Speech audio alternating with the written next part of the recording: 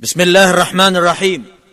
Alhamdulillahi Rabbil Alamin. Wassalatu wassalamu ala Rasulillah wa ala alihi wa ashabihi wa man ittaba' bisunnati ila yawmiddin wa ba'd. Mga kapatid, panibagong aral naman ang kukunin natin ngayon at ito ay tungkol sa al-wudu o ang paghuhugas kapag ka magsasagawa ng sala.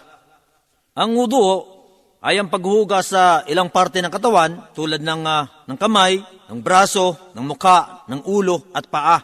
Kaya ito ay isa sa mga simbolo ng pananampalatayang Islam na bago magsasagawa ng sala ay kinakailangang hugasan ng mga parteng ito batay dito sa sinabi ng Allah subhanahu wa ta'ala sa Suratul Ma'idah, aya na ika-6. Ang Allah subhanahu wa ta'ala ay nagsabi, Ya ayyuhalladhina amanu idha qumtum ila as-salati faghsilu wujuhakum wa aydiyakum ila al-marafiq wamsahu bi ru'usikum wa arjulakum ila al-ka'bayn wa in kuntum junuban fattahharu. Nang ibig sabihin nito, o kayo mga nananampalataya, kapag ka isasagawa nyo ang sala, magkagayon, hugasan ninyo ang inyong mukha at ang inyong mga kamay hanggang siko at punasan ang inyong ulo at ang inyong mga paa hanggang bukong-bukong at kung kayo ay nasa kalagayan ng junub, magkagayon ay maligo kayo. Isa pang batayan sa ating pananampalataya na ang paghuhugas o ang wudu ay isa sa mga tungkulin natin. Batay ito sa sinabi ng Propeta sallallahu alaihi wasallam na siyang isinalaysay ng dalawang dakilang mga scholar tulad ni Al-Bukhari at Muslim. Sinabi ng Propeta sallallahu alaihi wasallam, La yakbalu Allahu salata ahadikum idha ahdatha hatta yatawadda. Hindi tatanggapin ng Allah ang sala ng isa sa inyo hanggat hindi siya nakakapagsagawa ng wudu. Kaya dito, isa-isahin natin dito, batay doon sa nabanggit nating talata kanina, ang mga obligadong hugasan. Kasi mamaya-maya, i-detalyin natin na kung saan sa wudung ito ay may mga obligadong hugasan at mayroon namang hindi. Kaya ang mga obligado dito na kailangan natin mahugasan o isaalang-alang ay ang mga sumusunod. At kapag ka ito ay nagawa natin, makakamit natin ang gantimpala. At kapag ka hindi naman, magkakasala tayo. Ito ang tinatawag na al-farida. Nang ibig sabihin, kapag naisagawa, gagantimpala ng tao. At kapag hindi niya naisagawa ito, nagkasala siya. Una, yung tinatawag dito na an-niyah. Ang intensyon, kailangan nating itakda ang layunin sa pagsasagawa ng wudu. Batay sa sinabi ng Propeta sallallahu alaihi wasallam na sinabi niya nga, innamal a'malu binniyat. Lahat ng gawain ay nakabatay sa intensyon. Kaya kapag ka may layunin, may gantimpala at matatanggap. At kapag ka walang layunin, walang gantimpala at hindi matatanggap. Pangalawa sa mga obligadong hugasan, o di kaya ikalawang obligado sa pagwudu, ay ang paghuhugas sa mukha, buong mukha. Pangatlo, ang paghuhugas sa dalawang kamay. Pang-apat, ang pagpupunas sa ulo. At ang panglima ay ang pagpupunas sa mga paa. Ang patunay nito, ayon na rin sa nabanggit natin kanina na talata, na sinabi ng Allah subhanahu wa ta'ala, Ya ayyuhalladhina amanu idha qumtum ila as-salati faghsilu wujuhakum wa aydiyakum ila al-marafiq wamsahu bi ru'usikum wa arjulakum ila al-ka'bayn. Nabanggit niya dito yung lahat ng ating nabanggit tulad ng mukha, ng kamay, ng ulo at dalawang paa. Kaya kailangang mahugasan ito dahil isa ito sa mga obligado o saligan ng pagwudu at ang ika-6 ay ang pagkasunod-sunod. Ang katibayan nito tulad ng pagbanggit ng Allah subhanahu wa ta'ala kung paano pinagsunod-sunod ang mga parting ito na hugasan sa wudu. At ang ikapito sa mga saligan ng wudu ay ang tinatawag na al-muwalat. Nang ibig sabihin nito ay ang tuloy-tuloy, hindi pwedeng patigil-tigil. At ito ay batay na rin sa naiulat tungkol sa Propeta sallallahu alaihi wasallam na tuloy-tuloy ang kanyang paghuhugas o ang pagwudu. Walang napatunayan na isa mang salaysay na ang propeta ay nagsagawa ng wudu ng patigil-tigil. At dahil dito, hindi matatanggap ang pagwudu na patigil-tigil. Ayon sa mga ibang scholar, tinakdaan nila yung panahon kung gaano katagal yung pagtigil at naipahayag na kapag kayong pinakahuling nahugasan ay natuyo na bago niya nasundan, yun na ngayon sinasabi natin na tigil. Kaya kinakailangan uulitin niya sa simula ang paghuhugas. Mamaya inshallah ta'ala, ididetalye natin ang tamang pamamaraan ng paghuhugas.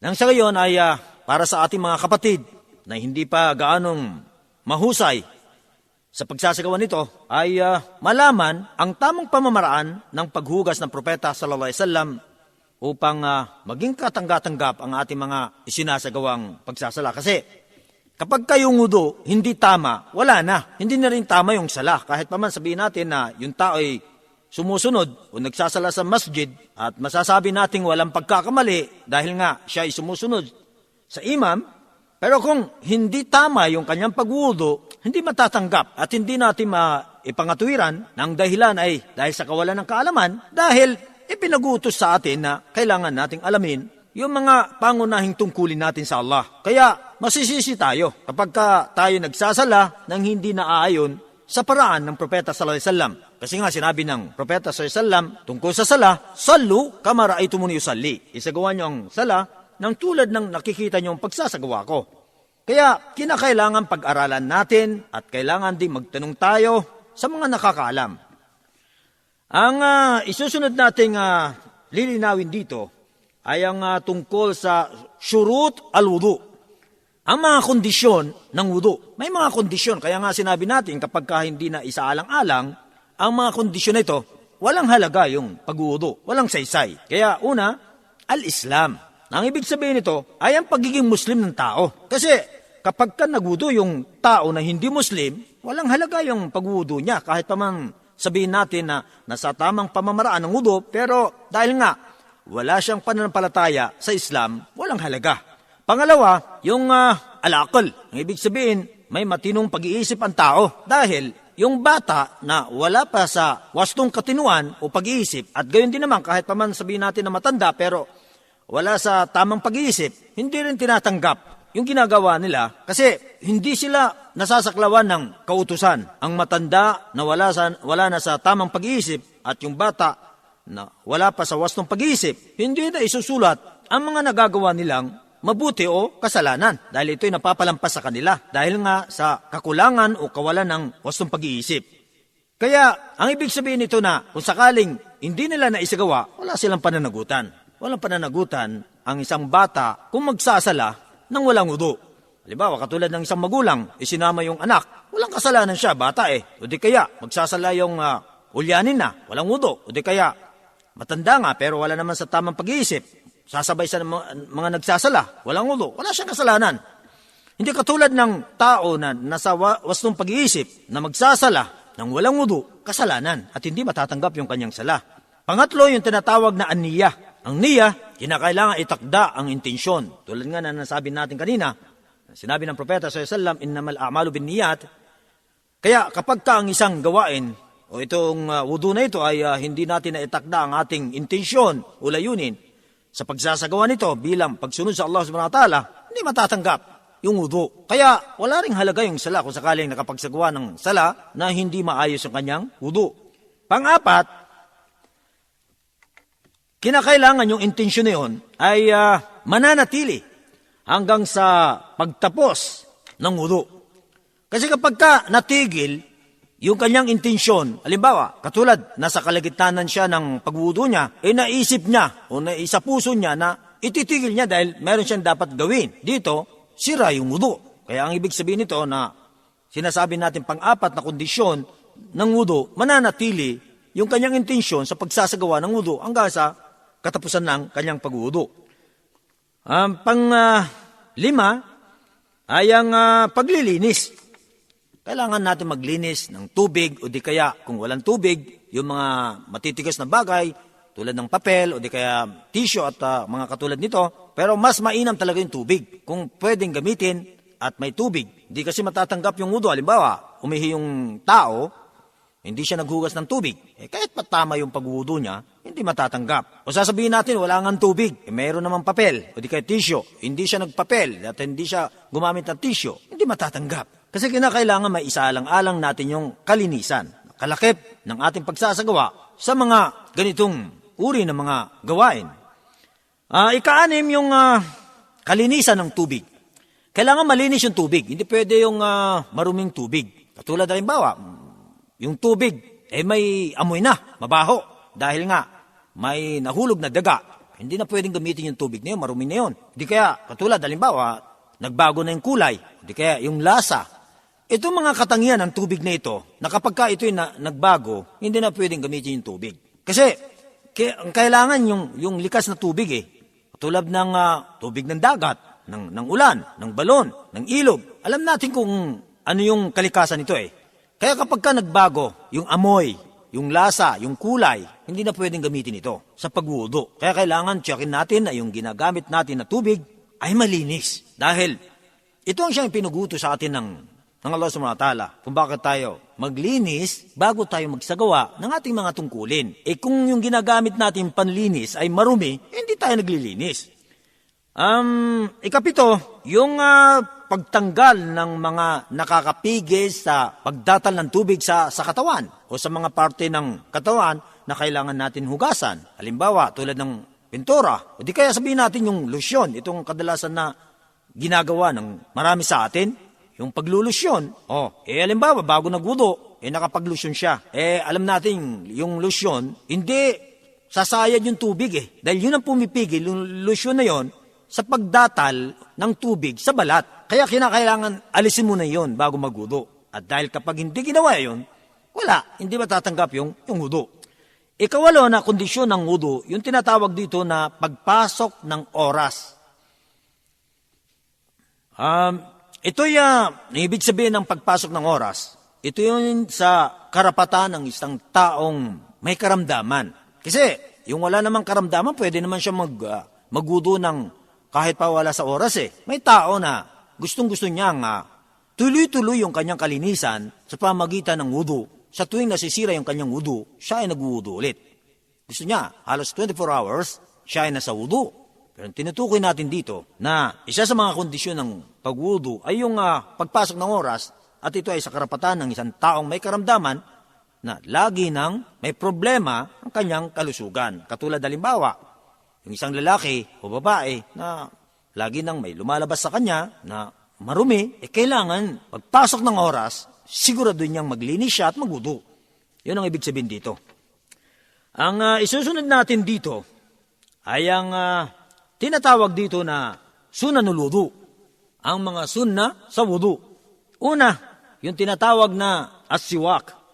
Yung siwak, dito natin ito nakikita sa mga Arabo. Yung parang ugat ng kahoy na ginagamit nila sa paglilinis ng ngipin o ng bibig. At ito ay isa ito sa mga magagandang gawain sa Islam. Dahil ang propeta sallallahu alaihi wasallam ay nagsabi, "Laula an ashukka ala ummati, la'amartuhum bis-siwak 'inda kulli salah." Kung hindi lang maghihirap ang aking mga tagasunod, tiyak na ipag-utos ko sa kanila ang siwak sa bawat sala. At sa ibang salaysay na nayulat ni Ahmad, ganito ang pagkakapahayag, la'amartuhum bis-siwaki ma'a kulli wudu. Ipag-uutos ko sa kanila ang siwak sa bawat pagsasagawa ng wudu. At dahil sa pag-uutos ng propeta sallallahu alaihi wasallam, ito ay naisaalang-alang bilang karagdagang sunna o kabutihan sa Islam. Na kung sa panahon natin ngayon, mas mainam na bago magwudu ay maglilinis ng ating bibig. Kung mayroon yung siwak, mas mainam kasi kasama yun, ibada yun Pero pagka yung katulad ngayon, yung sipilyo, okay rin yun. Pero hindi ito matutumbasan yung siwak dahil yun mismo ang naipahayag. Pero kasama sa kabutihan ng pagwudu ay ang magsipilyo, maglinis ng bibig. Pangalawang mga sunna sa wudu ay ang pagbigkas ng bismillah sa umpisa ng pagwudu. Dahil ang propeta sallallahu alaihi wasallam ay nagsabi, "La salata liman la wudu ala, wala wudu'a liman lam yadhkur ismallah alayh." Ang ibig sabihin nito, walang sala ang tao na hindi nakapagwudu at walang wudu ang tao kapag hindi niya nabanggit ang pangalan ng Allah. Ang ibig sabihin dito, ng walang wudu na tumpak, na ganap. Di naman ibig sabihin nito, wala talagang wudu.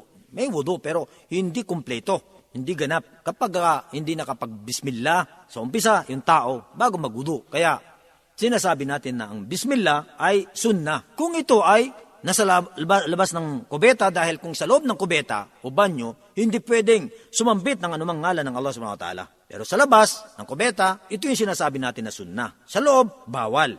Pinagbabawal ang sumambit ng ngalan ng Allah o gunitan ng Allah subhanahu wa ta'ala. Pangatlo, ang paghuhugas ng dalawang kamay. Kung ang tayo maghuhugas sa sisidlan o sa pitchel, kasi naiulat ni Uthman ibn Affan radiyallahu an ng kanyang isalaysay ang pagwudu ng propeta sallallahu, ganito ang sinabi niya. Humingi ang propeta ng tubig para magwudu at hinugasan niya ang dalawang kamay niya ng 3 beses. Pagkatapos ay ipinasok ang kanyang mga kamay doon sa sisidlan. Nang ibig sabihin nito, kung ang tao ay magwudu at ang nakagawian niyang pagwudu ay yung bang sa pamamagitan ng pitchel o di kaya yung sisidlan, huwag niyang ipapasok una yung kamay niya. Hugasan muna niya ng 3 beses at pagka nahugasan niya ng 3 beses, pwede na siyang kumuha doon sa tabo na yon para ituloy-tuloy na yung kanyang pagwudu.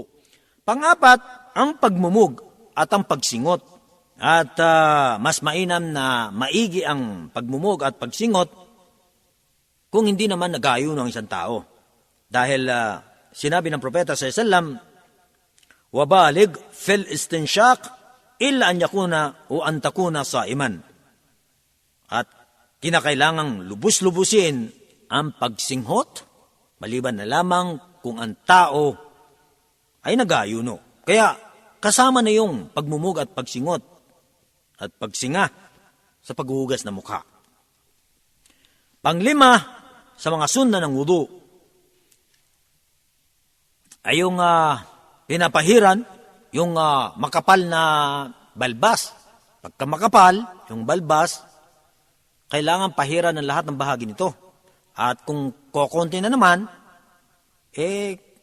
hindi na kailangan talagang masuyod yung balbas, mabasa lahat, dahil ito yung ginagawa ng propeta sallallahu alaihi wasallam ayon sa pagkapahayag ni Uthman na ganun ang ginagawa ng propeta, yung kanyang balbas ay pinapahiran lang niya dahil nga makapal.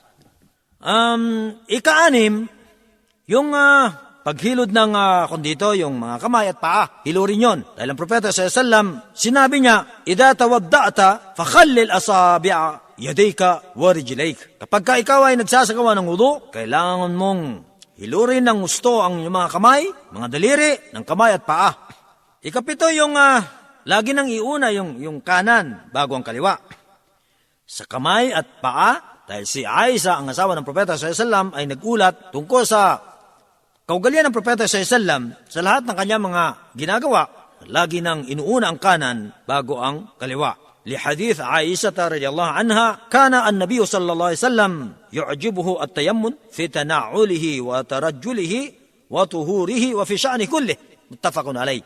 Lahat sa kanyang pagsusuot ng sapatos, pagsusuklay, sa paglilinis, lahat ng kanyang ginagawa, inuuna ang kanan. Ang ikawalong sunna sa paghuudo ay ang ikalawang beses na paghuhugas at ikatlo. Maliban sa ulo at tainga, ang lahat ng mga nabanggit natin na hinugasan ng 3 beses, ang obligado lang doon yung 1 beses. Yung pangalawa, sunna. Yung pangatlo, sunna. Kaya para sa katiyakan na nahugasan ng maigi ang mga parte na dapat hugasan, ginawang 2, 3, kasi may tao na hindi maagap sa kanyang paghuhugas Kapag ka 1 beses lang, hindi nahugasan yung lahat ng parte ng katawan na dapat hugasan. Kaya ginawang 3. Pero kung magagawa ng 1 beses, mahugasan ang lahat, okay na. Pero mas mainam din talaga yung 3 beses kasi ganun yung karamihang ginagawa ng propeta sallallahu alaihi wasallam. Ika-9, yung pagdua pagkatapos ng wudu. Dahil sinabi ng propeta sallallahu alaihi wasallam, ma minkum min ahad yatawadda'u fayusbigu al-wudu thumma yaqul أشهد أن لا إله إلا الله وحده لا شريك له وأشهد أن محمدا عبده ورسوله إلا فتحت له أبواب الجنة 8 يدخل من أيها شاء رواه مسلم وأحمد وأبو داود. Ang sabi ng propeta na walang sino man sa inyo ang nagwudu at pinahusay niya ito pagkatapos ay sasabihin niyang أشهد أن لا إله إلا الله وحده لا شريك له wa ashhadu anna Muhammadan abduhu wa rasuluh. Nang ibig sabihin nito, ako'y sumasaksi na walang ibang Diyos na dapat sambahin maliban sa Allah, ang nag-iisa at walang katambal, at ako'y sumasaksi na si Muhammad ay kanyang alipin at sugo. Maliban, nagbubuksan sa kanya ang mga pintuan ng paraiso, ang 8 pintuan, at siya ay malayang pumasok sa alinmang mga pintuang ito. Ang ika-10 na sunna sa wudu ay ang pagtitipid sa tubig. Kinakailangan maging matipid tayo sa paggamit ng tubig. Katulad halimbawa, yung sa pagpuna sa ulo at saka sa tenga, mas maganda yung isang pagsandok lang ng tubig o pagsahod ng tubig, yung ulo at saka yung tenga. Kasi pagka iba na yung pagkuha mo ng tubig sa ulo, sa buhok, at iba rin yung sa tenga, pagkaaksaya na yun. Pwede naman pagsabayin yun ng isang pagkuha lang ng tubig, pagsahod ng tubig. Lihadith Abdullah ibn Amr radiyallahu anhuma anna Rasulullah sallallahu alaihi wasallam marra bi Sa'd wa huwa yatawadda faqala ma hadha as-sarf faqala afi al-wudu' israf qala na'am wa in kunta ala nahrin jar rawahu Ibn Majah. Naiulat ni Abdullah ibn Amr radiyallahu anhu, sumakan nila nawang kaluguran ng Allah, ang propeta sallallahu alaihi wasallam ay dinaanan si Sa'd habang ito'y nagwudu. Sinabi ng propeta sallallahu alaihi wasallam, ano itong pag-aaksaya ng tubig? Nagtanong yung lalaki, si Sa'd, sinabi niya, may pag-aaksaya ba sa wudu? Sabi ng propeta sallallahu alaihi wasallam, oo, at kahit pa ikaw ay naghuhugas sa umaagos na tubig. Kaya, maging maingat tayo sa paggamit ng tubig dahil hindi maganda na masyadong nag-aaksaya tayo ng tubig sa pagwudu. Susunod natin ang paraan ng pagwudu.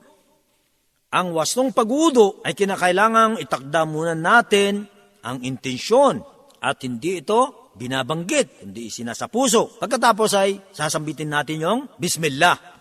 Tulad na sinabi ko, kung tayo nasa labas ng kubeta dahil kung sa loob ay hindi pwede. Pagkatapos nating sambitin ng Bismillah, hugasan natin ang 2 kamay ng 3 beses. Maaari nang pagsabayin 2 kamay. Kaya naman Pagkatapos ay magbumug tayo ng 3 beses at sisingot kasama ng pagsinga ng 3 beses. Pagkasapos ay hugasan natin ang ating muka ng 3 beses. Isusunod ang 2 kamay hanggang siko ng 3 beses. Pagkatapos ay pupunasan natin ang lahat ng ating ulo. Ang ibig sabihin ng ulo, yung lahat ng tinutubuan ng buhok. Magsisimula sa noo hanggang batok at ibabalik mula sa batok hanggang noo ng 1 beses. At kasama na yung tenga, ipapasok natin yung mga hintuturo sa loob at yung hilalaki sa labas ng 2 tenga at paikutan natin yon, yung ibabaw. Pagkatapos nun ay hugasan natin ang ating mga paa, una ang kanan bago ang kaliwa ng 3 beses. Tulad na sinabi ko, kung hugasan natin ng tigi 1 beses, yung mga dapat hugasan ng 3, pwede na, tanggap pa rin yon. Pero mas maganda, mas kumpleto, yung katulad ng ating nabanggit kanina na tigta 3 beses maliban sa ulo at tenga dahil ito ay 1 beses lang. Ang kasunod naman na lilinawin natin dito yung mga hindi maganda sa pagwudu. Yung hindi maganda. Una, yung pag-aaksaya ng tubig. Pangalawa, yung pagwudu sa lugar na hindi malinis, maruruming lugar. Pangatlo, yung pagsasalita habang nagwudu na hindi naman ito paggunita sa Allah. Pang-apat, yung humigit sa 3 beses yun sa mga hinugasan at humigit sa 1 beses yun sa mga pinupunasan. Panglima, yung ginamit sa wudu, tapos gagamitin ulit, hindi maganda yon. Gamit na yung tubig Pang-anim, yung pagwudu sa isang sisidlan na nilewayan ng aso. Pang-pito, yung tubig na gagamitin sa wudu ay mainit dahil sa init ng araw, nainitan ng araw. Pang-walo, yung magwudu sa isang sisidlan na yari sa ginto o pilak. Ika-9, yung sadyang pag-iwan ng sunna sa wudu. Nabanggit natin yung mga sunna sa wudu. Ngayon, sinasadya mong hindi ginagawa yon, hindi maganda yon. Ika-10, ang pagpupunas o paghugas sa dulo. Kasi sinabi, halimbawa, sa paghugas ng kamay, simula ng daliri hanggang siko. Ang gagawin mo ngayon, simula ng siko hanggang daliri. O di kaya sinabi natin kanina, simula ng noo hanggang batok, babalik ta rin mo. Simula ng batok hanggang noo. Hindi maganda. Kung paano? Sinabi, wa aydiyakum ilal marafiq, at ang inyong mga kamay hanggang siko, nahuhuling siko, kaya yun ang tumpak, mainam. Kung babalik ta rin, hindi maganda yon. Okay na naman, pero hindi maganda. Ang pinakahuling aral natin dito sa wudu ay ang mga nakakasira sa wudu. At ito ay isa sa mga napakahalaga na kailangan nating malaman at isaalang-alang. Dahil kapag ka nasira ang wudu, hindi matatanggap. Una, ang lumalabas sa masilang bahagi ng katawan, sa dalawang butas. Butas ng ari at ng puwerta. Ano man ang lumabas dito, maging tubig, dumi, hangin, masisira yung wudu. Ay, ibig sabihin, pagka nautot yung tao, nasira yung wudu. Pag nagdumi, nasira yung wudu. Pagka umihi, nasira yung wudu. O anumang lumalabas sa katawan, pangalawa, anumang lumabas sa katawan na marumi. Halimbawa, may lumabas na maraming dugo sa katawan, sira yung wudu. Nagsuka ng husto ang tao, nasira yung wudu. Gayon din naman ang pagkawala ng malay ng tao, ng kanyang pag-iisip sa pamagitan ng pagtulog o iba pa, masisira yung wudu. Kaya kailangan niya magwudu ulit kung kailan pagka oras na nagsala. Ikaapat, ang paghawak sa masilang bahagi ng walang sapin. Maging sa harap at sa likod, ang ibig sabihin nito, ang ari at ang puwerta, dalawang butas na ito, masilang bahagi ng katawan, hindi pwede mahawakan ito ng walang sapin. Dahil masisira yung wudu. Kung may sapin, walang problema. Panglima, yung pagkain ng karne ng camel. Ang karne ng camel ay nakakasira sa wudu. Ang ibang karne ay hindi, tulad ng karne ng baka, ng tupa. Kaya pagka kumain ng tao ng karne ng camel at siya na sa wudu, siya ay magwudu ulit pagka oras ng pagsasala.